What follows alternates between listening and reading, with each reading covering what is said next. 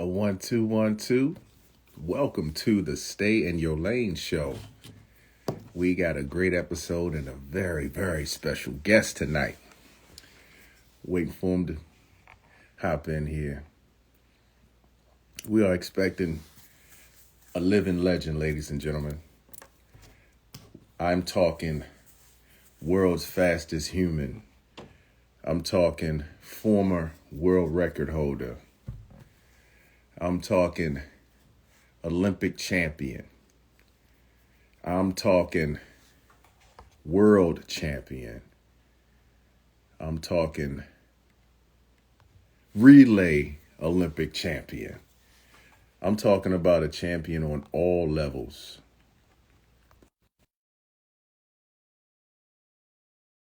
Lane. Oh, he's here, everybody.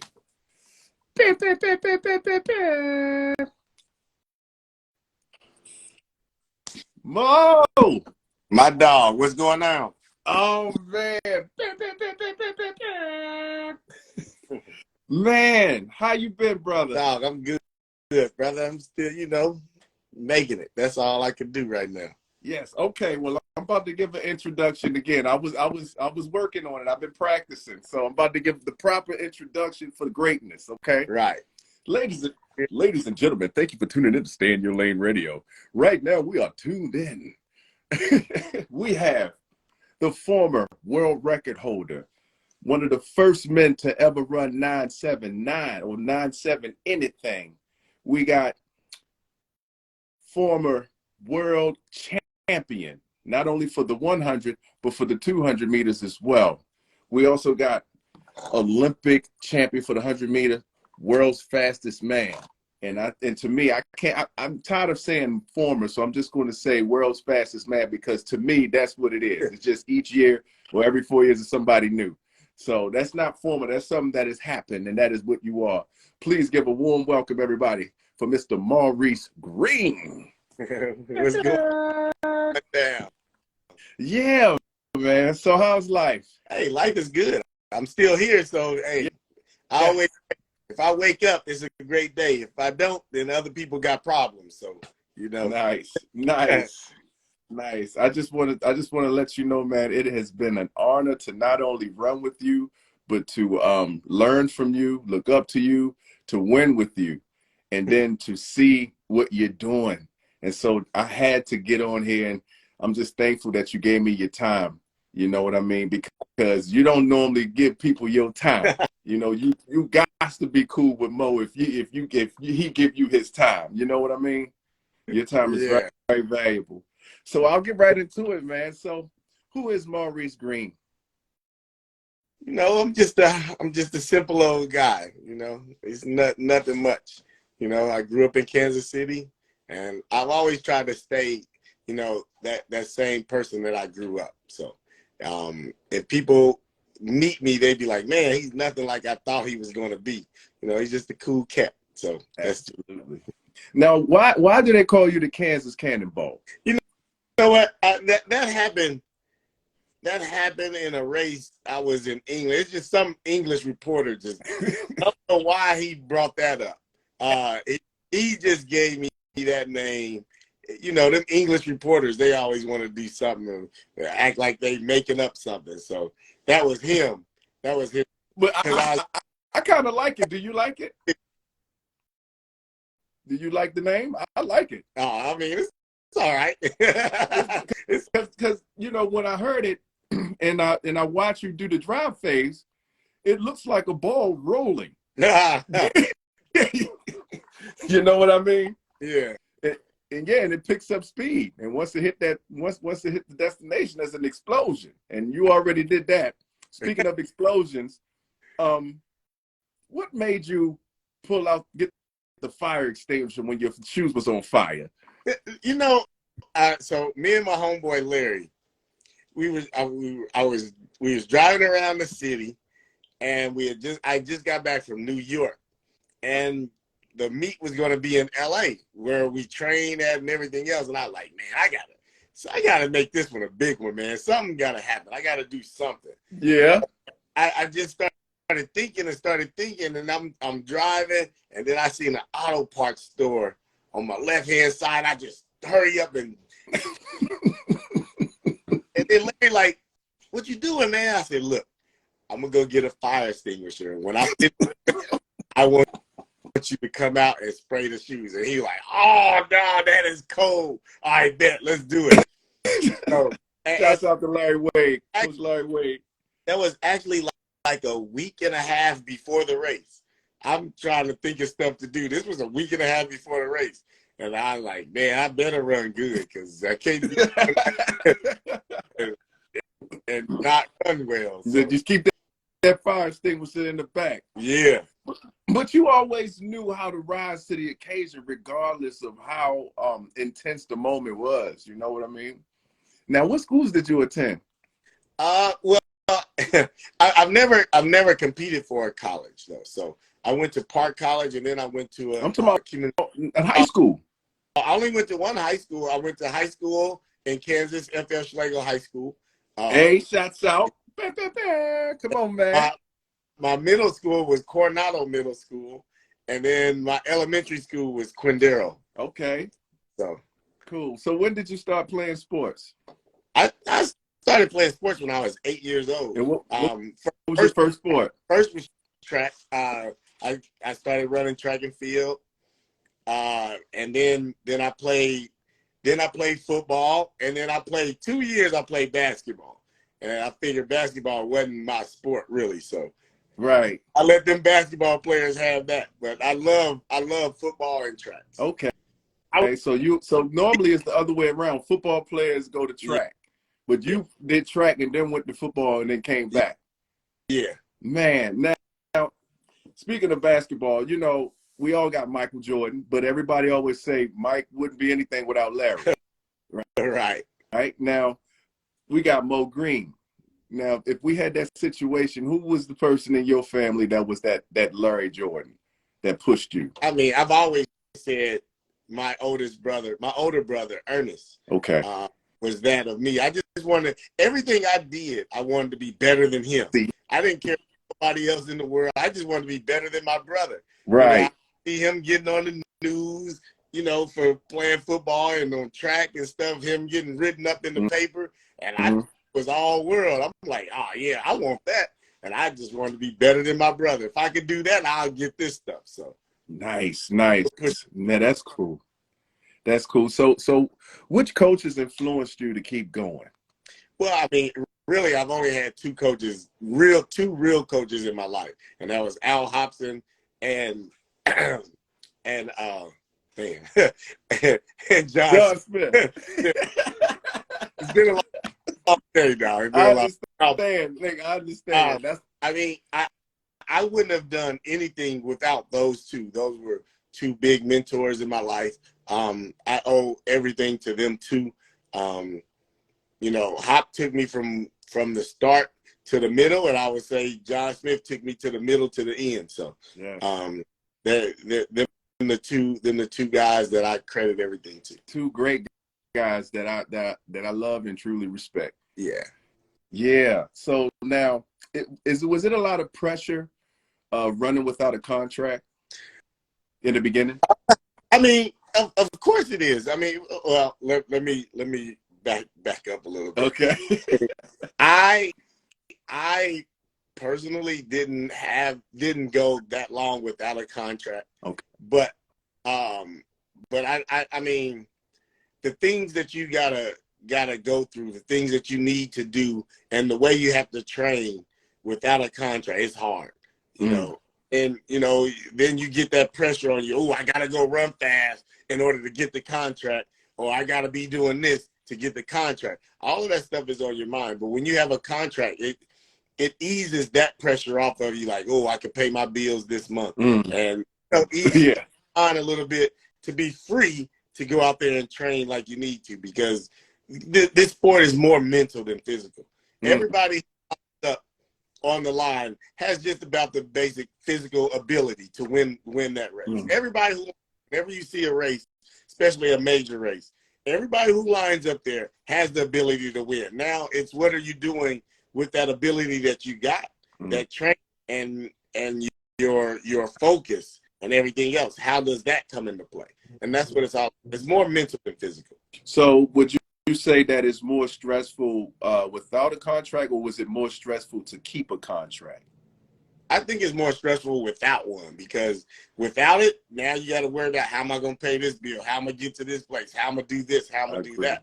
But when you have one, it eases that stuff up a little bit, because some of those things take care of itself. All right. Now, you know, I finally get the opportunity and the chance to ask you this, man. Before your race, you used to get into the zone, man. And you used to go side to side. And whenever you start licking your lips, it was a bad day for a lot of your competitors, including myself, man. Like, what was it? Was it the fact that, how can I say it? Was it to intimidate your competitors? Or was that just a way to let the ladies know, check me out, my LL Cool J? Or was the lips chapped? Or, you know, what was behind that, man? Because that was your game face. Whenever you was doing that, somebody was going to get their butt whooped, man. Really, it just happens with nervous energy. I can't stay still, so I got to keep moving around. Like, anything is, I really don't know what I'm doing at that point in time. I don't know what's going to happen or anything. I'm not thinking about the competitors. It wasn't for the ladies. It was just getting in my zone. Doing you. Yeah, that was just it. Oh, man, I knew it, because I used to be on the side like, man, is he licking his lips, man? Is it like he treating us like we some meal and he's eating, you know what I mean? That's what I was thinking, like, hey. Yeah, I'm eating today. I'm like, man, how we gonna beat him, man? And then when you beat us, right, you stick the tongue out like, ah! Then that's when the fire extinguisher come out. No, man, but respectfully, man, I enjoyed everything you did as far as your antics, your interviews, and the way that you have put USA on top. Because before that, you know, Canada had kind of did their thing on us in that previous year, and you and Michael Johnson, y'all put us back up there. You know what I mean? So I mean, yeah, much respect. Anything I did, it wasn't to intimidate my competitors or anything. I could care less what they was doing or what they was thinking. I wasn't even thinking about this. You hear that? B. Lewis? B. Lewis in there. B. Lewis said, I knew it. I knew it. B. Lewis in the chats, man. Shouts out to B. Lewis. Yeah. So, yeah, man. So, you know, I couldn't wait to ask you this one, man. How was your experience on Dancing with the Stars? Now, that's one of the hardest things I've ever done in my entire life. You know, 'cause, I mean, it's totally different from going to the club and dancing in the club, right? Or me being on the track. Now I gotta learn this choreography. Mm-hmm. I gotta step the right way. Gotta be in the correct posture and things like that. But you was doing your thing. You was on point. Everything. You was doing it. We would practice for like 13 hours some days. Just trying, because I wanted to go and perfect it. And I want to do good. I'm up there working hard. So right. It's hard. It was fun. It was a lot of fun, but it's probably one of the hardest things I've ever done. You know, that's crazy, because I remember some of the contestants was going on tour. Yeah. And I can only imagine night after night after night of doing that. You know, I really respect that. But I always wanted to ask you, Ed, when I was with you, we were battling in Japan. I don't know if you remember that, man. Yeah. And it was just you and me, and we were so outnumbered, man. Yeah. I wanted to say, hey, man, get us some of the moves from Dancing with the Stars. Now, do you still have those moves? I still know them. So I hear them. I still know them, but that stuff is hard. It's hard. Yeah. I give it up to all the dancers, man. They that's real. Nice. Now, as far as track and field, switching gears, what was your hardest workout you've ever done that you can remember? I mean, it's so many of them. But I would say anything with short recovery time would kill me. Like we had workouts where John would only give us, 60 seconds to recover. You mean I right back 60 seconds and hit that thing like that, and then come and hit it again, Yeah. and then you hit it again. I'm like, man, I can't, man, this is woo. Anything with short recovery took it out of me. But I mean, it's not about, but that's where the learning phase come in, because you got to learn how to conquer workouts. And we might not be able to start it off, finish the way we started, but as you get tired and things like that, you got to focus more on the technical stuff to get where you want to go. And then it's not like it came to a point to where, all right, I don't have to run 2200s, or it's about, let's do it smart. Let's run this and have them all quality, and then we can come back tomorrow and do the same thing or work just as hard. It's about how many days can you get back to back working just as hard and trying to be as fresh as you can to get the good work in. Nice. Now, what was some of your most some of your challenges in track and field? The challenges is, it really is like self challenges for me. Especially at the end. But I mean, I would say at the beginning of when I first moved to LA, I mean, my head would be like in screwballs, because I'm trying to get everything that John Smith is saying. My head about to explode. I'm like, man, get all this, but I'm trying to get everything he say and do it all once. But then it came to a time, okay, pick one thing. Let's work on that one thing. Let's get that one thing. Now I can go to another thing, and then work on that. So those things is just breaking down the terminology or the things that you're trying to accomplish. Because I mean, everybody is the same. The race pattern is different for everybody, because everybody got different levers. Arms is not as long. My leg, my inseam of the leg, all those things come into play. And when you're mapping out your race, you got to come up with a game plan of what works with you. Everybody's game plan might be similar, but everybody's can't be the same. That's why I see a lot of athletes try to coach all athletes one way. That's not going to work. You coach all athletes one way. Every athlete needs something different. Right. And that's what you got to find out, is what's best for you. And that's the thing. Those are the challenges that you come up with. And that's why I always say, especially when you start working with a coach, I say it probably takes a good 3 years for you and that coach to start gelling.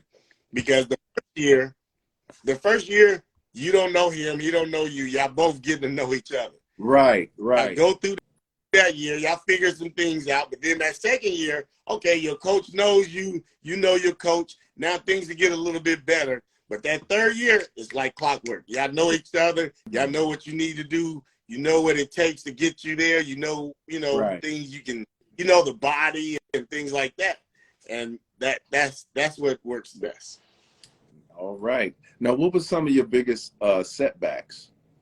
Well, the biggest setback is when I broke my leg. When I broke my was that the motorcycle accident? Yeah. Oh, I forgot about that. I remember that. But I mean, the best thing about that though is, I mean, after I broke my leg, the doctor told me, yeah, you broke your leg. I was like, nah, I couldn't have broke my leg, not me. But he said, for you broke it in the best possible place that you could break. That for you to break, it was the head of the fibula bone, and it was a break. And he didn't even have to reset it, so it reset itself. I didn't have to wear a cast or anything. So, it was a lot of speculation. Okay. What's wrong with where Mo at? And I wouldn't say anything. Right. Everybody was speculating, but didn't know for sure or anything else. But that was a major setback, because I didn't have no fall training. Didn't have no fall, didn't have a base. And then I was still able to come back to U.S. Nationals. I still won the U.S. Nationals, ran 988. Right. With like 2.5 months of training. And then I didn't have nothing else.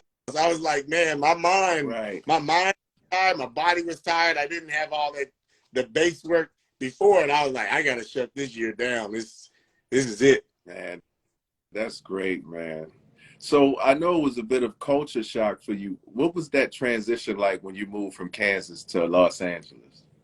Really, it wasn't that different though, because I wasn't at that time. I was so focused on trying to, Break the world record and be the best in yeah, greatness? like I always say, any place is as big as you want it to be. There's a lot of stuff to do in LA. You can go out every night. You can go do this. You can go do that. Right. But if you focus and your mind is set on, you don't have to do all. It can be as small as you want it to be. Because all I really did was go to practice, go home, go to practice, Right. go home. Focused. Yeah, I was just focused. And at that time, I didn't have that. I mean, I was just starting out, so I didn't have a lot of money. I was just making my ends meet, but Right. it was just all about, becoming the best. Right. And you accomplished that too. Absolutely. So what was your favorite country that you like to visit? Like which country? Oh man. I mean, I all of them are. I don't say all of them are good, but I really like the south of France. South of France is nice. And Cannes and Nice and things like that. It's just beautiful over there. There's weather's always beautiful, and we always spent a lot of time there too. So, but going to England, being in England was nice. I like England. England always be good. The weather seemed to be a little messed up. It'd be a little cold and rain most of the time Right. there, but we always had a good time in England. Absolutely, man. Oh man. So how was your transition from being, greatness basically as a sprinter and then going into coaching? How was that transition? Well, I mean, that wasn't that hard, because even as I was training, I was still coaching at high school. I would go give my time at high schools and stuff like that. I would be going to help out a lot of the time. So making that transition wasn't hard. It wasn't too hard for me. It was real easy to go into it, because I always like helping people, helping them get better and helping them, reach what they want to reach. Right. Now, what was more fun? Winning the Olympic gold, being the world's fastest man, or breaking the world record? Man, that's tough, because they both it's tough.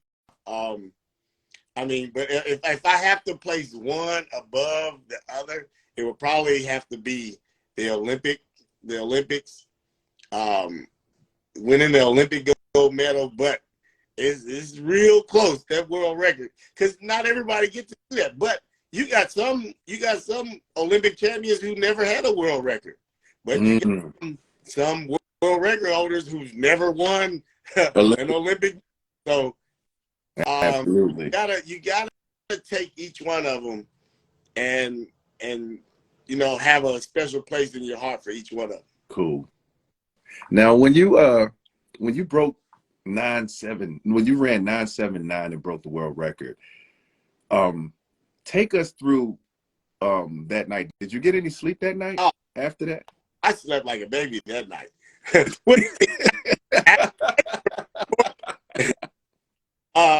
Like I'll tell you, like we went to Athens, right? And then as we there for like a week, and I'm like, man, this is nice. We went there before, because the world champions was there the year before. Right. I had just won my first world championship medal there, my first world championship gold medal. And then as we was there, I'm like, man, this is great. But when I was there for the when I was there for the world championships, I was still learning my race a lot, not knowing everything 100%. When I went there for that meet, I was a lot more confident, because I was like, man, I done had a whole year, and now I know my race pattern better. I'm more comfortable with this surrounding. Like, I know what I need to do and things like that. And I was like, I ran good, but I could run faster if I had a chance. So I was actually supposed to only run the 200 at that meet, but that 2 days before, I called my manager. I was like, look, I don't care what you got to do. You got to get me in this 100-meter race because I don't know what's going to happen, but something's about to happen. And you let them know it's about to something big about to happen. I just want to be a part of it, though. I'm like, something's going to happen. I want to be a part of it. Right. Like, you got to do something. Yes. So he was like, all right, let me see what I could do. So he called the meet promoter and stuff like that. Like, look, Maurice want to run the 100, but you're not going to get 2 races out of them. You're going to get 1 because they ran prelims and finals for the 100-meter race. Right. And like, nah, you just go run the final. So they all run the prelim, and you go come to the final. You got a chance to rest a little bit. You had a chance to rest. So I was like, all right, whatever. I don't care. So, you know, we warming up. I feel good that day. And as they getting ready to run the prelim, I'm just down there. I'm watching. I'm just watching everybody run. They get done running. I'm like, all right, now let's get ready. I don't know what happened. My body felt good and everything else, but I just went into the race just wanting to execute it the best I possibly can and see what happens.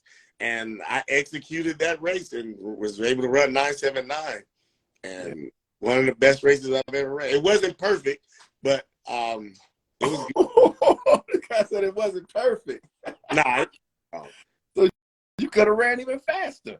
Oh yeah, I could have. I could have. Man, that is. Listen, ladies and gentlemen, we have greatness right here on the Stay in Your Lane show. Yeah, man. So okay, you dominated mostly. So this question is going to be kind of hard to ask, but I'm just asking. Do you feel you had any rivals? Because a lot of people believe Michael Johnson was your rival. Did you have? Yeah, right. You know what I know, but the people don't know. You know. Well, it only came down to that because a reporter asked me, "Do I think I could beat Michael Johnson?" I was like, "Yes, of course I believe I could beat him." Right. I mean, I'm not saying I can't do anything. Right. So, right. So I mean, after that, me and Mike was cool until after they asked that question and I answered. So now he got to have to be it. Don't be it. That's how you feel. That's how you feel. But I'm not going to take a step back to anybody. I mean, you put on your just like I did. That's right. So and it was great for sports. Do you think all that tension and all that? Do you think that's one of the reasons why you and him pulled that hamstring, because y'all was really going for it? No, I don't. I mean, I got hurt a couple of weeks before, and the most dangerous part in a 200 meters is that last part coming off the turn, because you got those forces that you're dealing with off the turn. Your body is twerking and everything else, and you coming off of there and you trying to stay on the inside of the lane and then trying to put out things like that. So I had kind of tweaked my groin before we got there, and I was able to get it healed up enough to 100.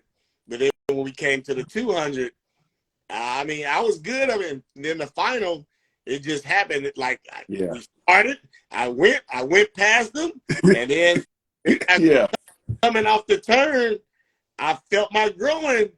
Yeah. Just had to bow out. Man, that was one of the biggest moments, other than you breaking the world record and winning Olympic gold. That was one of the biggest moments in sports entertainment. You know, because they showed you two bumping into each other and then grilling each other. I was like, ooh.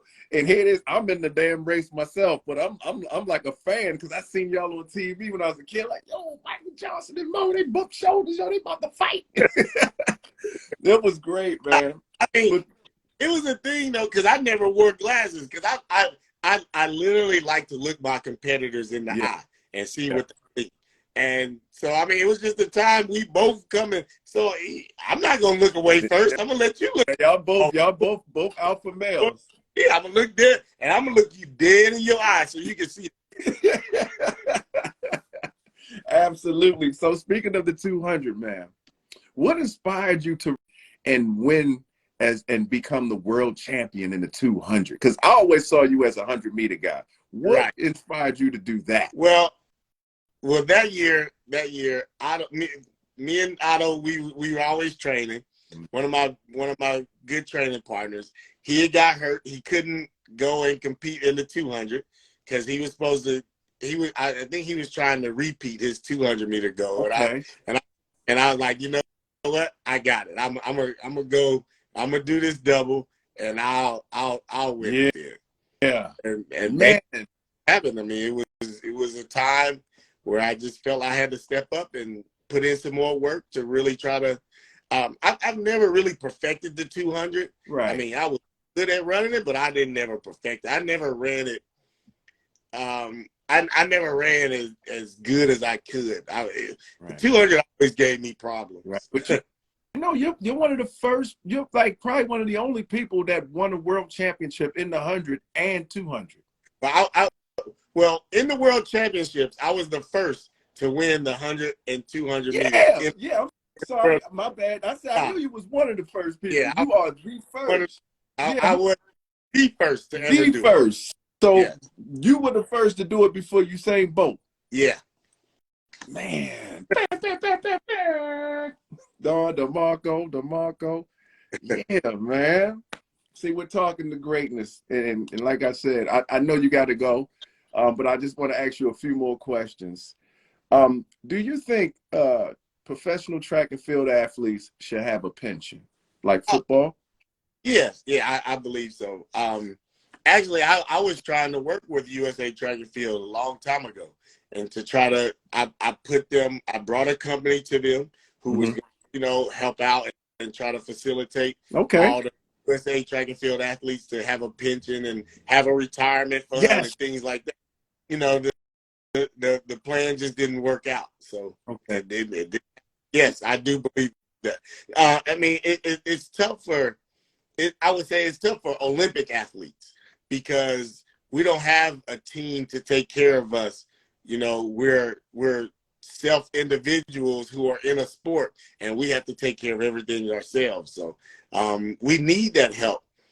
We need that help for someone to come in and be with the group and be like, look, we have this for y'all. This is what you need to do, and this is what you should be thinking about. Like a union. Well, yeah, that or a major or the organization itself. USA Track and Field should do it, or the USOC, the United States Olympic Committee, should come together and do it for the Olympic athletes. But, church. We need something like that. Church. Now, do you still have a sponsor? I'm still sponsored by Adidas. Man, man, what? Please teach the young athletes that are transitioning. What did you do to keep a sponsorship? And we know it's not running 979, but you have a lot of intangibles and you work hard. So please tell the young people what they need to do so they can continue to get sponsorship. I mean, it's just about being available and, not making the company look bad. You got to always be on your best, on your P's and Q's, I say. Just know that, stuff is bigger than you. Me, I just try to be myself, be the best person that I can be, help out as many young people or young athletes as I possibly can. And that keeps my name out there. I keep doing a bunch of clinics around the country, going to meet young athletes all the time, giving them knowledge and doing whatever I can. Nice. Now, how is family treating you? Oh, my family life. Yeah, my family is great. My wife is great. My kids are good. Nice. My youngest son, he's getting into sports a lot now. That was my next question. Now, did your wife do sports or participate in sports? Nah, she's more of a well, if you let her tell it, she'll be like, yeah, she ran track. She ran. That's right. Hey, if she ran in high school, she ran. Yeah. Right. Yeah. So she's an athlete. So your kid's got genetics. She ran. Yeah. Right. look at my face. So your son is he running track? He probably ran 2 races in 4 years of high school. But, no. Well, nowadays you get a participation medal. So Yeah, that's what she should have got. So your son, he plays football. He runs track. Yeah, he plays football. I'm about to start getting him in track, but he is a football.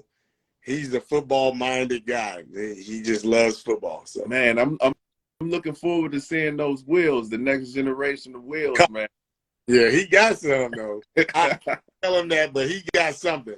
You know, I just keep telling him, man, hey, you want it, you got to work for it. Gotta keep working. And, no, you're not there yet. You're not that good yet. You got to keep working. Now, who's your top 5, including yourself? So you only got 4. Oh man, I mean, yeah. I mean, we can't just. I mean, you your biggest. You know, you your biggest supporter. Yeah, I mean, obviously, I will be number 1. There you go. There you go. But I mean, I look at the history of the sport and the things that athletes went through. You got to put Jesse Owens in there. Mm-hmm.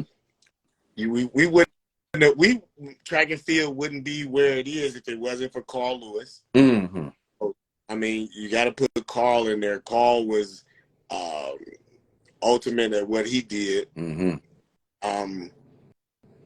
What Usain has done has just like changed the whole aspect of everything. One thing he's done was take out the belief of what a person can do. And especially when we were training, we always had a saying with no limits. We never limit ourselves of what we can accomplish. You can accomplish anything you put your mind to. So I would have to put Usain in there for the limits. He just okay. So we got you, Carl, Jesse Owens, Usain Bolt. We got one more. So you got you first, number 1. Yeah. Jesse Owens, Carl Lewis. Yeah. Usain Bolt. Yeah. And we need one more. I would. I mean, I know he don't have a lot of accolades like that, but I mean, I personally would put Otto in there. Yeah. I mean, I never think I don't think Otto has reached what he could have reached either. So Otto was tremendous at a lot of aspects of the race, but he just wasn't able to pull it off. But I mean, that's because you were there. Wait a minute, hold on. Somebody's at my door. Hold on. Okay, no problem. Don DeMarco. This show is sponsored by BW Pro Techniques. That is the ski mask I have on right now. They are available in many colors. All you got to do is just log on to www.bwprotechniques.com. And I'm also selling hoodies as well. I'm working on resistance bands. But yes.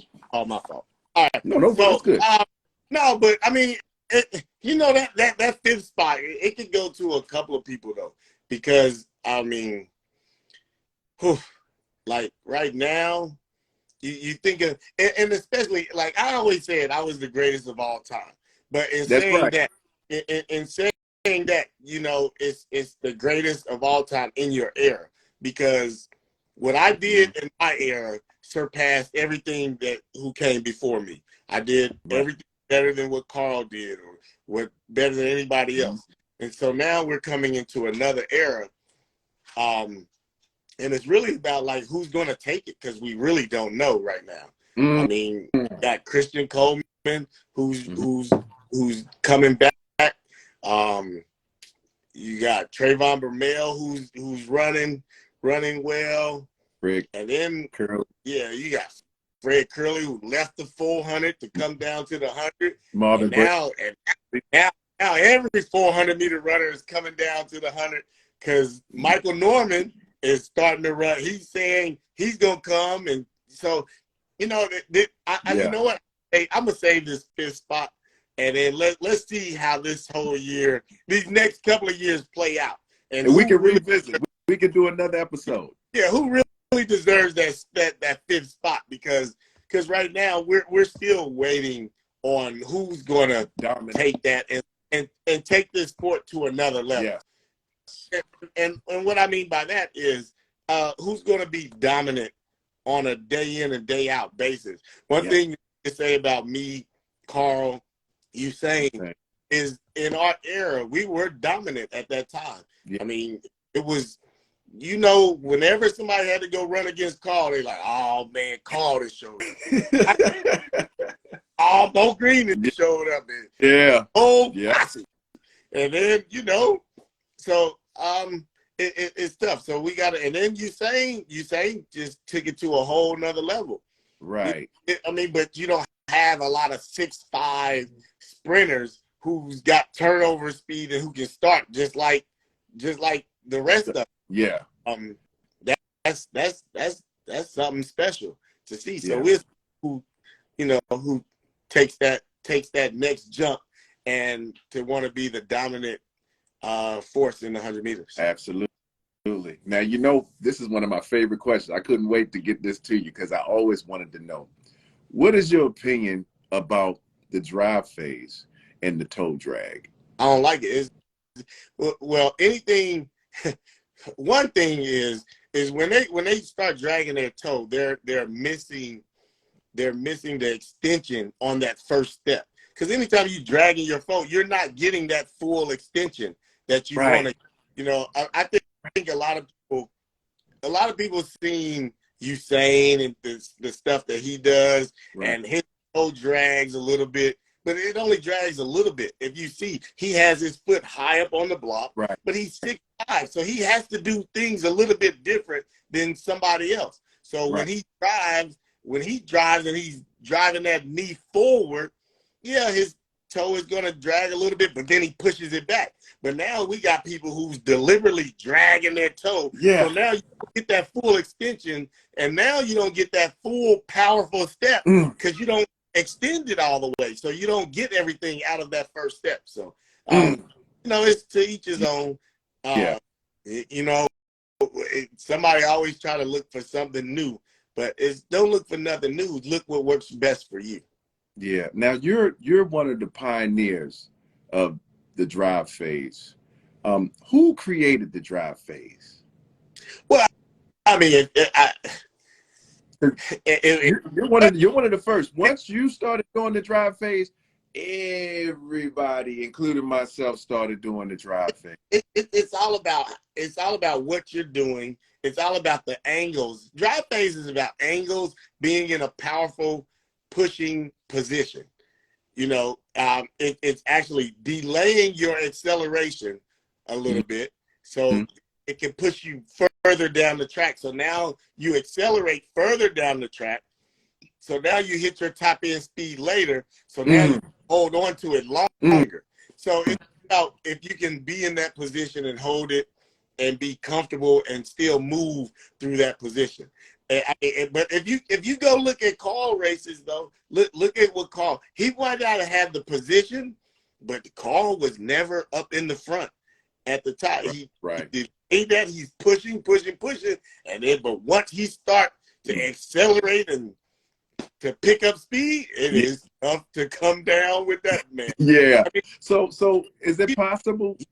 Is it possible for one to be in the drive phase and still be upright? Well, you're not in the drive phase if you're upright. You might as well get up and start sprinting then. That's not the drive phase. The drive phase is in a pushing position. Power position, absolutely. I agree. Look, you know, I learned from the best, which is you. But I have this moment with you here. Greatness is here. So when the kids see this, they're learning about the proper way, because a lot of people think that they're in the drive phase and their bodies is already upright. Yeah, you might as well get running. Right. And then they want, but it's funny that they're running faster. Well, that's just because time has changed. I mean, time has changed. Their bodies are different. Do you think the shoes, those new shoes, have a lot to do with the way they're running? Maybe so, but I've always said, as time progresses, man progresses. As man progresses, technology progresses. So now they got better track, they got better shoes. The training has a lot to do with it now. Like a lot of people train differently than they used to. It's not just about beating up the body every day. Now it's how can I come back and how can I work hard every single day and get the best out of every day. And that's what it's out. That's why people are running better. It's just the training techniques and training styles and, the knowledge that people have gotten. Now everybody want to see how they're eating right. Right. What you put in your body is what you're going to get out of it. So a lot of those things come into play when you think about the athletes that are coming up. Yeah, they're running faster. They're running faster now. But what if we'd have been doing the same thing at that? We'd have been running faster then. What would they be doing now? Like I always, if I knew the knowledge now that I had when I was in my prime, do you know what would happen to these boys right now? They'd be. Well, you already destroyed us.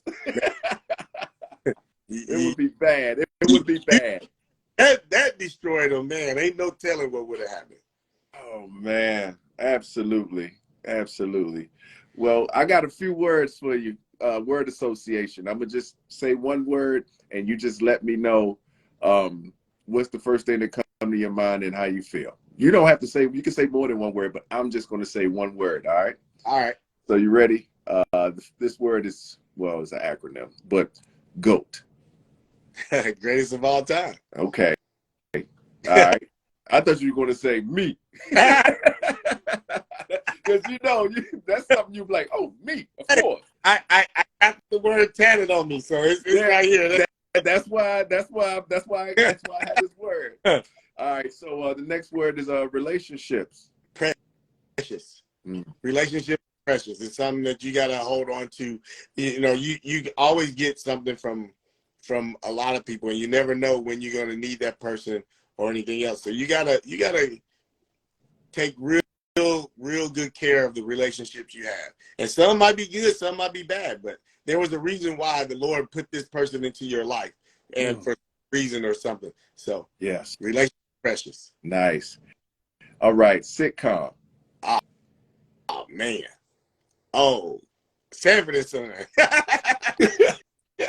Like, that's right, you big dummy. All right. Music. Oh man, I like all music though. Like, but I would say hip hop. Okay. How about comedy? Oh man, Eddie Murphy. All right. Art. Art.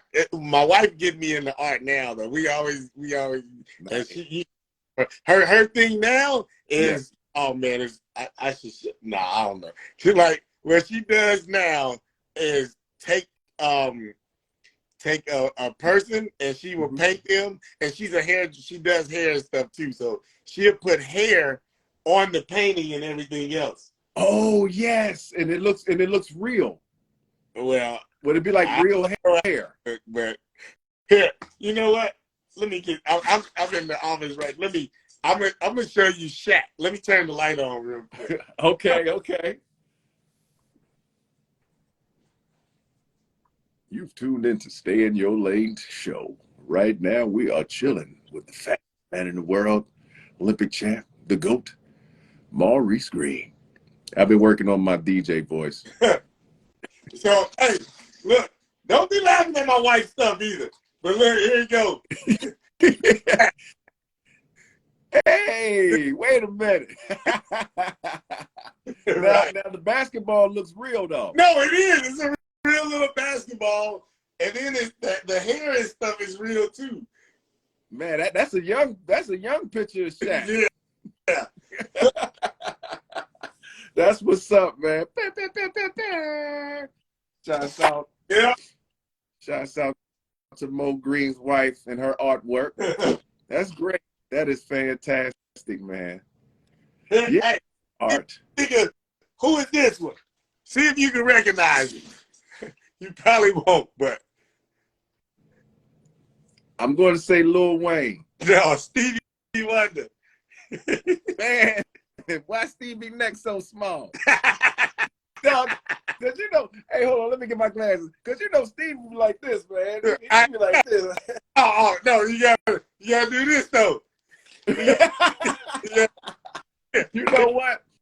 got too much hair on him. You know, Stevie only got about that much hair back there. No, but yeah, no, it ain't that much. Look, this is only like 5 strands.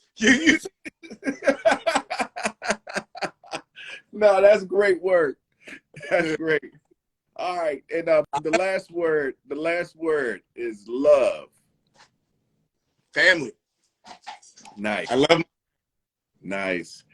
my big. I mean, my family is everybody that I trained with, my immediate family, my family that I have now. Like, we're all one big family. Man, that is incredible, man. This has been a great interview. So, what would you like your legacy to be? Meaning, like, to your fans, supporters, your friends, family like myself, what would you want us to know, you know, about your purpose in life? What would be your legacy? My legacy is, like, I would just want people to be like, you know what? That was a real guy. He was real cool, and he would help out whoever he had to. That's what I'm here for. I mean, yeah, I've done a lot of great things. I worked hard for it, did some great things, but I mean, I like helping people reach what they want to reach, get to their potential, and just be me.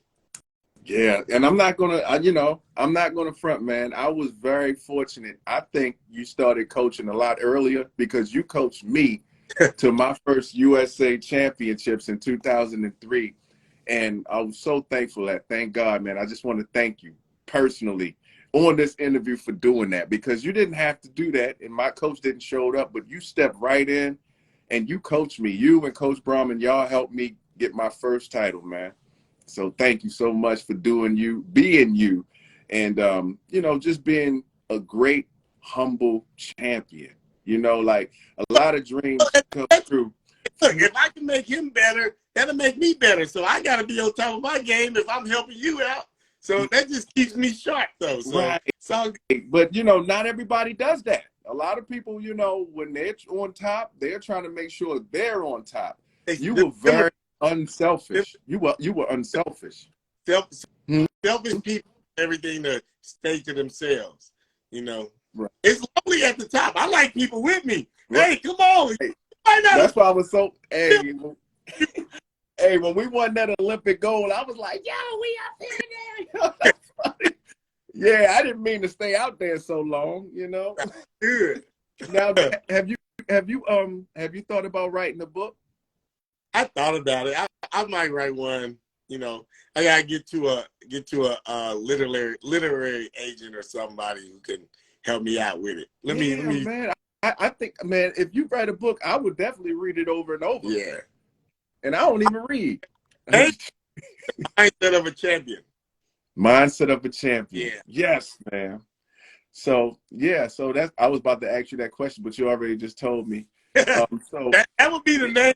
That would be the name of it, or the heart of a lion. It's one of those things. That gotta be like something like that, though.